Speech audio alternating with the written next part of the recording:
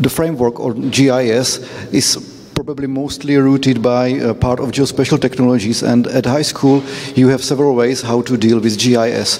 Of course, you can skip it and don't teach about or with GIS, but better principles are to teach with or about GIS. Our main goal was to try to introduce GIS and work with GIS at high school education and try to find out more about the possible adaptation of GIS tools in the geography education.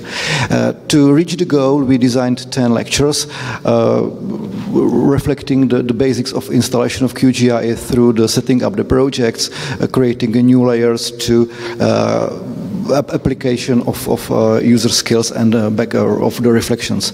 Every lecture has its own worksheet where students had the opportunity to write down some comments, and from the second part of the paper we also looked at some Bloom taxonomy where the students should define, explain, analyze, compare and reach some other goals.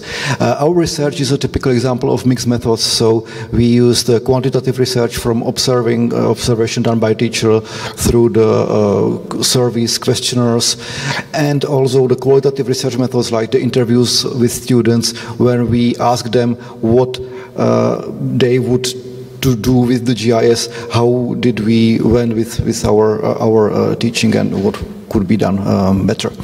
We had two pilot testings at one high school in the city of Brno, in the heart of the Czech Republic, where 62 students were part of our objects, and we designed the 10 lectures. There are some results from our two pilot studies which could be read in the papers from the proceedings of the conference. I just like to highlight some main results.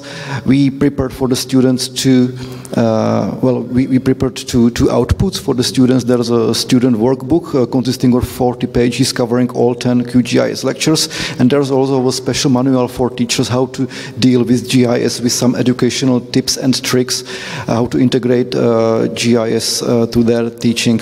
It has more than 110 pages. Unfortunately, it's only in Czech, but we are working on English translations. During our research, we also had to deal with some obstacles from different motivation of students, from different learning strategies, from different hardware configurations.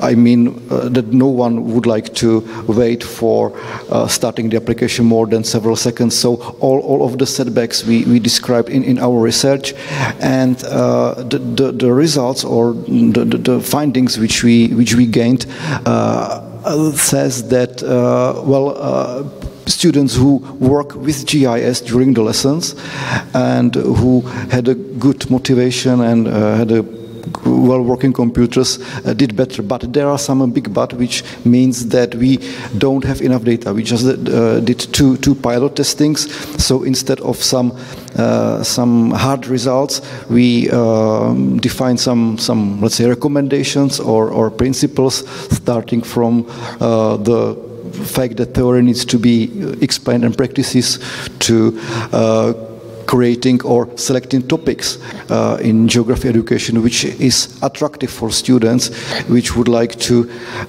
be more work with GIS.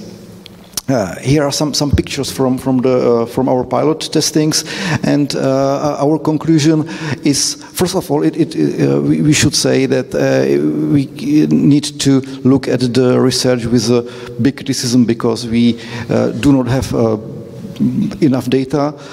There are many variables which could affect the results, like motivation, learning strategies, hardware configuration, and so on. Still, the research could